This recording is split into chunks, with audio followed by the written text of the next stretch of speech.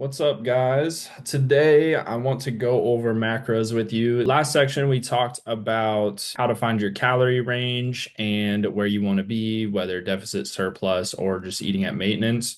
And today, we'll talk about the macros, where you want to set them, and the importance of each one. All right, macros explained.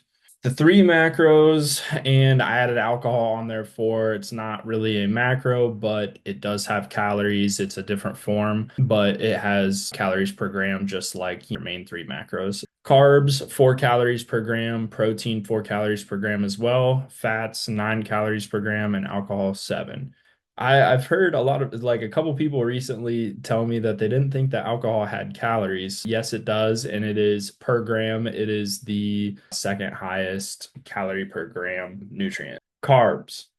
If you are scared of carbs and you think the best way to cut is to get rid of carbs, we got to get rid of that right now. What you've heard in the past about carbs, don't listen to it.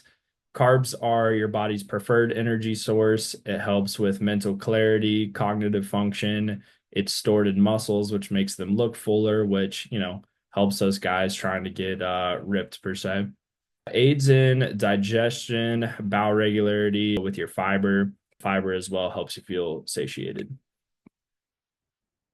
Carb wise, there's two different forms. So there's complex and there's simple carbs. Our complex carbs are going to be higher in micronutrients, but they take longer to digest and they're a longer lasting energy source. Because their digestion doesn't cause a significant insulin spike, it's going to be more sustained energy and increased fiber and fullness with the complex carbs. Simple carbs, easier to digest, short bursts of energy. So for your simple carbs, you may want to prioritize those, right before a workout or something because they're going to get into your system faster and give you that short burst of energy for your workout. Protein, we all know, is in terms of building muscle is the most important. Repair and growth of muscle tissue and muscle growth and recovery helps you feel satiated as well as the fiber. Protein's a big one for fullness.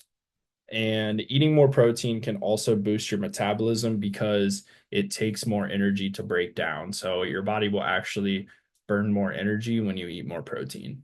Fats, the other source. So they're another source of energy similar to carbs, but they're more so your energy reserve. They're going to be used more so at low energy movements.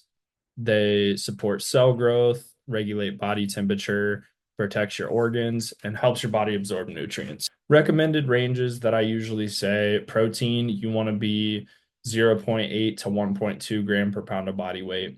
Now, if you're bulking, you're going to be less of a risk of losing muscle, so you can eat more of that 0.8 grams per pound.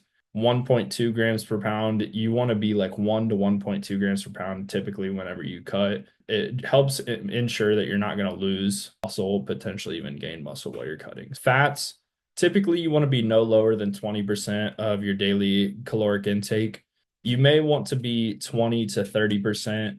I typically like to shoot for 25 right in the middle, but if you're bulking, it can definitely be beneficial to push, that upper 30, maybe even 35%, just because, as you saw on the first slide, fats are the most caloric dense per gram. So you're going to be able to eat a similar quantity of food, but because they have more calories out of it, it's going to be easier for you to put on weight, get your calories up. Carbs, just kind of fill in the rest. So once you calculate your fats, your protein, just have your carbs fill in the rest of your calories.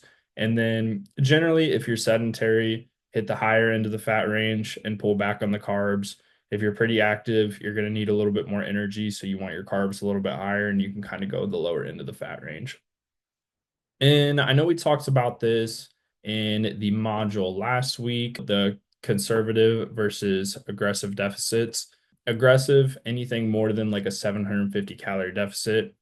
If you're going to hit that, you want to be on the higher end of the protein range, so like that 1.2, lower fat percentage. And because you're going to have that lower fat percentage, you might want to take like a fatty supplement like an omega-3 or something just to make sure you're getting in those essential fats that you need. with the lower fat percentage with an aggressive cut, that's more so just so you can have a little bit higher carbs and not feel like death all the time and have a little bit of energy. That wraps it up for this one. I know a pretty quick one, but hopefully this helped you kind of find some ranges for your macros, where you want to lay them out. Now you have your calories, your macro ranges. So should be in a good spot from here. As always, if you would like to just make sure that you're hitting the right numbers, just really want to get the most out of your diet plan, your nutrition plan that you want to set up, go ahead and book a call down below and we can hop on there and go over everything. And if not, I will see you in the next module.